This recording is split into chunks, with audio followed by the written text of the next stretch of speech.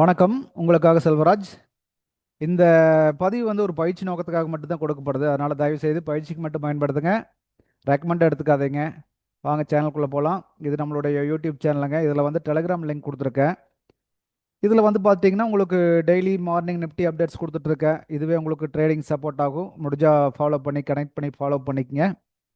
அதே வந்து பிகினர்ஸாக இருந்தீங்கன்னா ஃபஸ்ட்டு இந்த அப்டேட்டட்ஸ் வீடியோலாம் பார்க்க வேண்டாங்க. பிகினர்ஸ் கைடு இருக்குது, அதில் போய் பாருங்கள். அப்போ தான் அது கான்செப்ட் என்னென்னு புரியும். அப்புறமா நீங்கள் பார்த்தீங்கன்னா பிரச்சனை இருக்காது. இதில் வந்து பார்த்தீங்கன்னா ஒரு 14 வீடியோ இருக்குது. ஸ்கிப் பண்ணாமல் பாருங்கள். ஒவ்வொரு வீடியோ பார்த்துட்டு பயிற்சி பண்ணுங்கள். பயிற்சி பண்ண உங்களுக்கு கிளியராக அண்டர்ஸ்டாண்ட் ஆகும். அப்புறமா வந்து அப்டேட்டட்ஸ் வீடியோ பாருங்கள். சப்ஸ்கிரைப் பண்ணாமல் தான் சப்ஸ்கிரைப் பண்ணிக்கங்க. பெல் ஐக்கானை கிளிக் பண்ணி ஆல் கொடுத்துட்டீங்கன்னா நோட்டிஃபிகேஷனில் வந்து டெய்லி உங்களுக்கு கொடுக்குற வீடியோ வந்துடும். நீங்கள் ஃபாலோ பண்ணிக்க முடியும். ஆல்ரெடி ட்ரேடர்ஸ்னால் நீங்கள் தவறாமல் பார்க்க வேண்டி பாருங்கள். இது பக்காவாக சப்போர்ட் பண்ணும். பார்த்துட்டிங்கன்னா அதுக்கடுத்து நீங்கள் ஒவ்வொன்றா ப்ராக்டிஸ் பண்ணி போய்க்கலாம். இன்றைக்கி நிஃப்டி என்ன நடக்குதுன்னு பார்க்கலாங்க. நிஃப்டி டுடே நிஃப்டி வந்து பார்த்துட்டிங்கன்னா நேற்று கீழே அடித்தா இன்றைக்கி அதில் ஒரு பாதி தூக்கிட்டு வந்து நிறுத்தி வச்சுருக்கா மேலே. அவ்வளோதான் வித்தியாசம், வேறு ஒன்றும் இல்லைங்க. நேற்று வந்து கீழே அடிச்சு விட்டதை அப்படியே இன்றைக்கி ஒரு 50% மேலே தூக்கிட்டு வந்து வச்சுருக்கா. நேற்று இங்கேருந்து இது வரைக்கும் அடிச்சு விட்டா. இன்றைக்கி வந்து பார்த்திங்கன்னா அதுக்குண்டான ரெசிஸ்டன்ஸ் நம்ம போட்டு வச்சுருந்த காலையில்.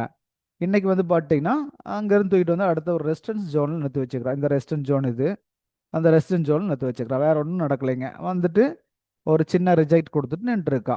இவ்வளோதான் நடந்திருக்கு. இவ்வளோ தூரம் ஹைப் போயிருக்கா. அதுக்கு பின்னாடி அடுத்தது மறுபடியும் போயிருக்கா. இப்போ வந்து இங்கே ஹோல்ட் ஆயிருக்கா. இப்போ இவ்வளோ தான் நடந்திருக்கு. இப்போ இன்றைக்கி ட்ரேடிங்க்கு ஆப்பர்ச்சுனிட்டி கிடச்சிருக்கா அப்படின்னு செக் பண்ணலாம். இப்போ ட்ரெண்ட் வந்து 1 ஹவரில் பை ட்ரெண்டுக்கு வந்துச்சுன்னா இன்னும் வரல. ஏன்னா ஆல்ரெடி வந்து இங்கேருந்து மேலே போகும்போது இதை கட் பண்ணும்போது அவன் பை ட்ரெண்டுக்கு வந்திருந்தா. நேற்று ஒரே மட்டும் அடிச்சுட்டு செல் ட்ரெண்டு கொண்டு வந்து நிறுத்திட்டான். இங்கே ஒரு ஜர்க் கொடுத்துட்டு கீழே வந்திருக்கான். ரைட்டுங்களா? அப்போ என்ன பண்ணணும், ஃபஸ்ட்டு இதுக்கு மேலே போய் பாடி க்ளோஸ் பண்ணோன்னா தான் பை ட்ரெண்டுக்கு வந்தான்னு அர்த்தம். இன்னும் வரல. இங்கே பார்த்தீங்கன்னா பாருங்கள், இதுக்கு மேலே பாடி க்ளோஸ் பண்ணுறா, பை ட்ரெண்டுக்கு வந்துட்டா. அப்புறம் அது வரைக்கும் போயிட்டு மறுபடியும் கீழே விட்ருக்கா. அது வேறு விஷயம். பட் இங்கே வந்து பார்த்தீங்கன்னா இது பிரேக் பண்ணி பாடி க்ளோஸ் பண்ணியிருந்தான்னா பை ட்ரெண்டுக்கு வந்துட்டான்னு அர்த்தம். ஆனால் பை ட்ரெண்டுக்கு வரல. கீழே தான் வந்து க்ளோஸ் ஆகிருக்கான். 1 ஹவரில் தான் நம்ம பார்த்துருக்கோம். இதே வந்து 50 மினிட்ஸ்லாம் போனீங்கன்னா அதுக்கு தகுந்த மாதிரி சேஞ்ச் ஆகிட்டு இருக்குன்னு வச்சுக்கலேன். நம்ம இன்ட்ராடே பண்ணுறது என்ன, இந்த 1 ஹவர் வச்சு பண்ண மாட்டோம். 1 ஹவரில் மார்க் பண்ணுறதோட நம்ம வேலை முடிஞ்சது. 1 ஹவர் வச்சுட்டு பண்ண மாட்டோம். 15 மினிட்ஸில் வந்து பார்த்தீங்கன்னா ஆக்சுவலாக பை ட்ரெண்டுக்கு வந்துட்டான். இது பார்த்தீங்கன்னா கீழே வந்து மேலே போய் கீழே வந்து மேலே போய் கீழே வந்திருக்கா. அப்போ இந்த இடம் வச்சுக்க வேண்டியதுதான்.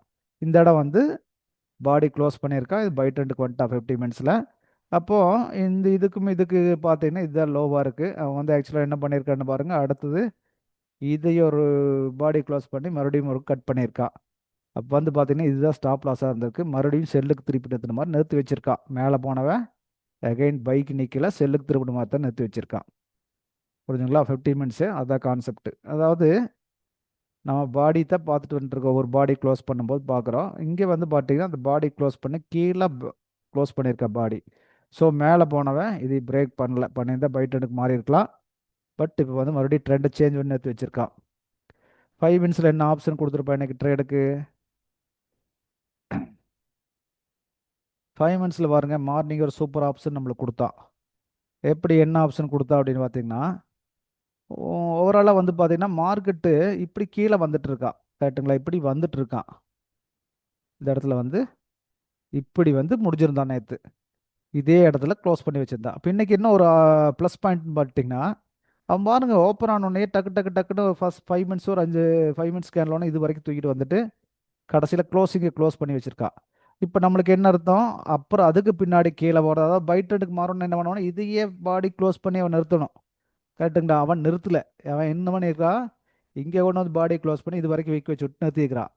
அப்போது இதனோட கான்செப்ட் என்ன நம்மளுக்கு அப்படின்னு கேட்டிங்கன்னா, இது பாருங்கள் கொஞ்சம் பெருசு பண்ணும்போது கொஞ்சம் கிளியர் அண்டர்ஸ்டாண்ட் ஆகும் நம்மளுக்கு.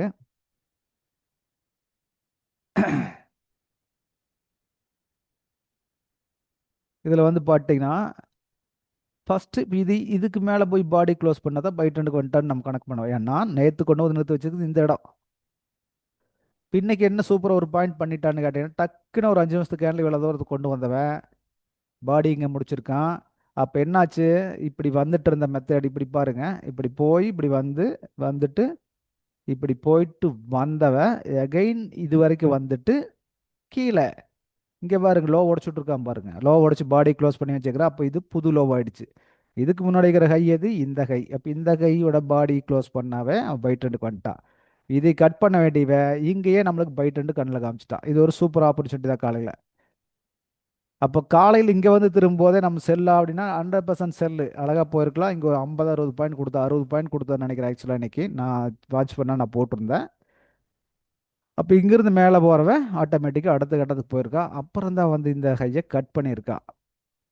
கட் பண்ணவன் கீழே மறுபடியும் வந்துட்டு மறுபடியும் மேலே போய் இது இந்த பாடி கட் பண்ணியிருக்கான்.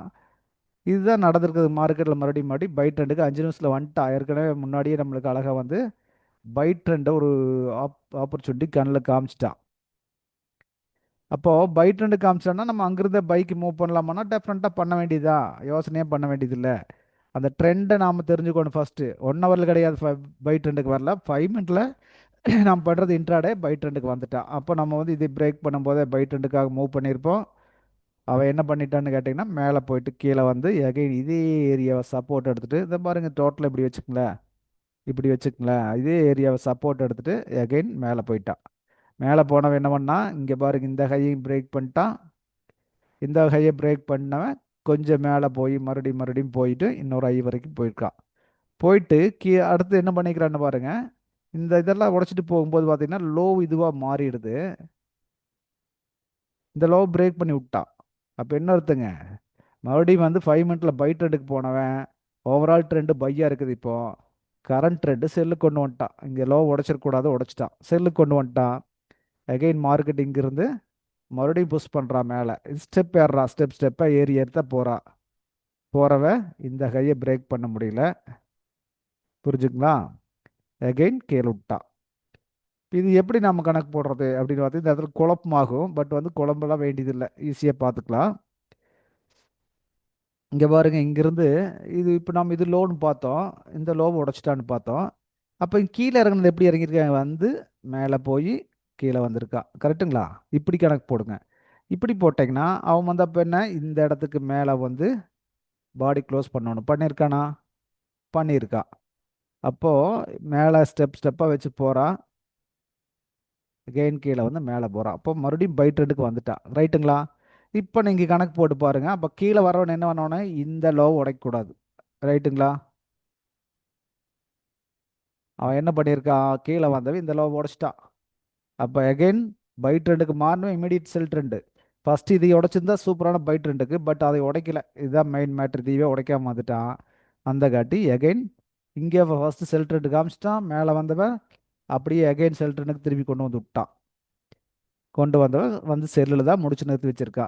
ஆனால் இங்கே பார்த்தீங்கன்னா ஒரு சப்போர்ட் எடுத்து நிறுத்தி வச்சிருக்கா. ஒரு சப்போர்ட் பிளேஸில் தான் நிறுத்தி வச்சிருக்கா. இந்த ஜோனோட லோவர் பாயிண்டில் கொண்டு வந்து நிறுத்தி வச்சிருக்கா. பட் நாளைக்கு வந்து இப்படியே கண்டினியூ ஆகலாம். அதை உடச்சிட்டு கீழேயும் வரலாம். நாளைக்கு பார்ப்போம், அதையே அடுத்த ட்ரேடிங் டேஸில் பார்த்துக்கலாம். அப்போது நம்ம கூடவே ட்ராவல் பண்ணிட்டதை ஈஸியாக புரிஞ்சுக்கலாங்க. இவ்வளோதான் கான்செப்ட், வேறு ஒன்றும் இல்லைங்க. ரொம்ப கன்ஃபியூஸ்லாம் ஆகிக்க வேண்டாம். அது ட்ரெண்ட் எப்படி மூவ் ஆகுறா அப்படிங்கிறத அண்டர்ஸ்டாண்ட் பண்ணுங்க போதும். ஆப்ஷனில் பார்த்தீங்கன்னா இன்றைக்கி சூப்பராக கொடுத்துருப்போம். பாருங்க ஃபஸ்ட்டு ஓப்பன் பாயிண்ட்டை வந்து இங்கே வந்தால் தான் பை ட்ரெண்ட் அப்படிங்கும்போது, இப்போ இந்த இடத்துக்கு இங்கேருந்து மேலே வரும்போது செல் ட்ரெண்டா, அங்கேருந்து கீழே விட்டா கிட்டத்தட்ட 60 பாயிண்ட் அந்த லோ உடைச்சா 60 பாயிண்ட் வந்திருக்கு ஆப்ஷனில். புரிஞ்சுங்களா? இப்போ இந்த இடங்கும் போது என்ன பாயிண்ட் எடுத்து பார்ப்போம், அதை எடுத்து பார்த்தா நம்மளுக்கு தெரிஞ்சிடும். இப்போ இந்த இடம் அப்படிங்கும்போது செல் ட்ரெண்டு எப்படி நம்ம தெரிஞ்சுக்கிறது, 5 மினிட்ஸில் வந்து எப்படி நம்ம அனலைஸ் பண்ண முடியும்னு கன்ஃபியூஸ் ஆக வேண்டாம். என்னன்னு கேட்டிங்கன்னா இந்த இடத்துல வந்து பார்த்தீங்கன்னா ஒரு கேனல் மேலே வந்திருக்கு, ஒரு கேனல் கீழே வந்திருக்கு. அப்போ இந்த கேனலுக்கு கீழே செல் பண்ணுறதுனால குழப்பமாக இருக்குது. அதுக்கு வந்து அதை தான் வந்து நான் வந்து கிளாஸில் சொல்லி கொடுத்துட்ருக்கேன். பட் நீங்கள் வந்து இது பாருங்கள், ஃபாலோ பண்ணாவே உங்களுக்கு தெரியும். பாருங்கள், அப்புறம் முடிவு பண்ணலாம். சரிங்களா? இது கீழே வந்து இந்த இடத்துல ஆக்சுவலாக செல் தான். இந்த இடத்துல வந்தீங்கன்னா செல் தான். ஏன்னா பை ட்ரெண்டுக்கு வரலைங்கும் போது நம்ம செல்லுக்கு தான் போவோம். அகெயின் மேல் நோக்கி வந்திருக்கான். புரிஞ்சுங்களா? இந்த இடத்துல வந்து பார்த்தீங்கன்னா கிட்டத்தட்ட 60 பாயிண்ட் ஆப்ஷனில் கொடுத்துருக்கான். இங்கிருந்து இந்த பாயிண்ட்டுக்கு ஒரு புட் ஆப்ஷன் எடுத்துனா 60 பாயிண்ட் கொடுத்துருக்கான். அகெயின் வந்து பை எங்கே போயிருப்பீங்கன்னு கேட்டிங்கன்னா இந்த பாயிண்டில் எடுத்திருப்பீங்க, பை எடுத்திருப்பீங்க. இது ஒரு பெரிய மூமெண்ட்டு. அகெயின் உடச்சிட்டு போயிருக்கோம். இது அப்படியே கண்டினியூ இது வரைக்கும் வந்திருக்கு. இங்கே செல் வரைக்கும் நம்ம ட்ரையல் பண்ணியிருந்தா ஒரு பெரிய அமௌண்ட் இங்கே கிடைச்சிருக்கும். பட் இந்த இடத்துலலாம் கொஞ்சம் கன்ஃபியூஸ் பண்ணியிருப்போம். ஏன்னு கேட்டிங்கன்னா கொஞ்சம் ப்ராக்டிஸ் இருந்தால் மட்டும்தான் இந்த இடத்துல நம்ம சக்ஸஸ் பண்ண முடியும், இல்லாட்டி சக்ஸஸ் பண்ண முடியாதுன்னு தெரிஞ்சுக்கங்க. புரிஞ்சுங்களா?